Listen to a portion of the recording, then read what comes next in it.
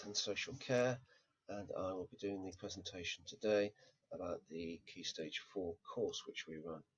This is part of the Year 9 virtual option evening. As you know, we're not able to hold a proper Year 9 option evening this year. So, straight on. Health and Social Care. The course we run is an OCR Cambridge National. This is at level 1 and level 2. And it's the certificate level, which is equivalent to 1 GCSE grade equivalent. Okay, so why do this course? Well, if you're interested in the health sector, early years education, social care, any of those sectors where you're thinking of going on to further study, to get an apprenticeship or to get a job in those areas, then this is the course for you. Also, we study health and social care in the sixth form, so it's a very good progression from one to the other. So how is it assessed? It is mostly by coursework. 75% of it is coursework. 1/4 of it is an exam, which is a 1-hour exam. You get 2 chances to sit the exam, which is great. If you don't do so well the first time, you've got the second time. And it is the best grade which counts in those 2 exams. So if you get a pretty good grade the first time round, don't think that if you get a bad one the second time round, you've got to accept that bad grade. You don't. It's the best of the 2 attempts which count. Of the rest, the 75%, they comprise 3 units. All 3 units are done on the computer, so you can amend your work as you go along, which is a great thing for flexibility of working. And it's an entirely individualized approach. You will get your assignment, and then you work on it on an individual basis with the odd bit of help and assistance here and there along the way. So, how are they graded? They're graded slightly different from GCSEs in as much that the gradings are pass, merit, distinction, and distinction star, which are equivalent to grades at GCSE. And in the old system, a distinction star would be about an A star grade, a distinction would be an A, a merit a B, and a pass a C in the old system. So it's effectively 2 courses in one. You can achieve at level 1, and hopefully then you'll go on to achieve at level 2. But if you're a bit of a weak candidate, you can still walk away at the end of the day with a qualification. All the coursework units have 3 or 4 learning objectives within them, with tasks which are chunked up again to make progress more individualized, so you're working at your own pace. And again, all the work that we do is carried out on Google Docs and using resources in Google Drive and Google Classroom. So what will you learn?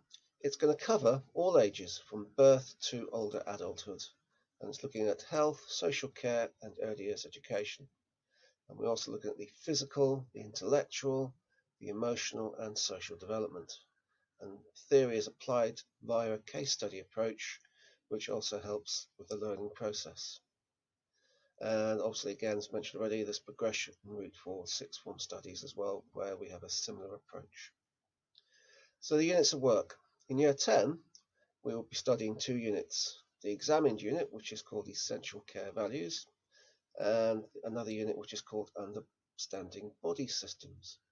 And then in year 11, there's 2 other coursework units, which are Communications and Working with Individuals, and using basic first aid procedures. So, the examined unit, what's it all about? We cover areas such as the rights of individuals and why it is important to and maintain individuals' rights, how care workers can support individuals to maintain their rights. We talk about the values of care, which used to be called care values, and how they're applied in health and social care, and also the importance of applying values of care and effects on people who are using those services. We also look at the key aspects of legislation, which are relevant. We also look at personal hygiene, safety and security, and how individuals can be protected. In Unit RO22, Communicating and Working with Individuals in Settings, this unit is all about communication and different types of communication, about the different factors that positively influence that communication, what barriers the communication might be, and how you overcome those barriers.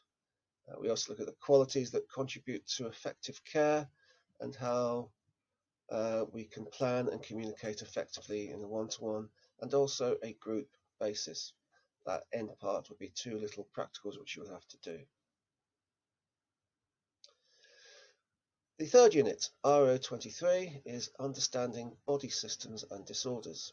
Here we'll look at the structure, how they're made up, the function, what they do, of the different parts of the cardiovascular system, the respiratory system, and the digestive system. We'll go on to look at disorders, i.e. how they don't work properly, and the possible effects of people long term due to those disorders. The practical element to this unit is where pupils will need to be able to take various different body measures and be able to interpret the data appropriately. And finally, the last unit is RO31. This is all about using basic first aid procedures, where pupils will need to be able to assess the scene of accidents to identify the risks and dangers, how they could effectively communicate with the emergency services, to understand also the basic first aid procedures for various different types of injuries, and how to review their own performance at the end. This one, there is a bit of writing to do on the computer, but it is quite a practical based unit. Right, as mentioned already, post-16 opportunities. You can go on to study the sixth form or go into employment or apprenticeship in related fields, and as we mentioned, it will be suitable for social work, education, and the health services.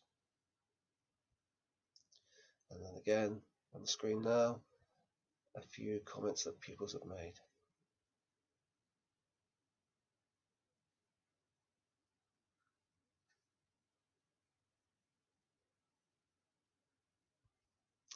Okay, thank you very much for listening.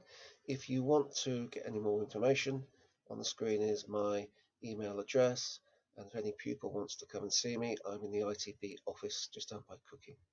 Thank you very much.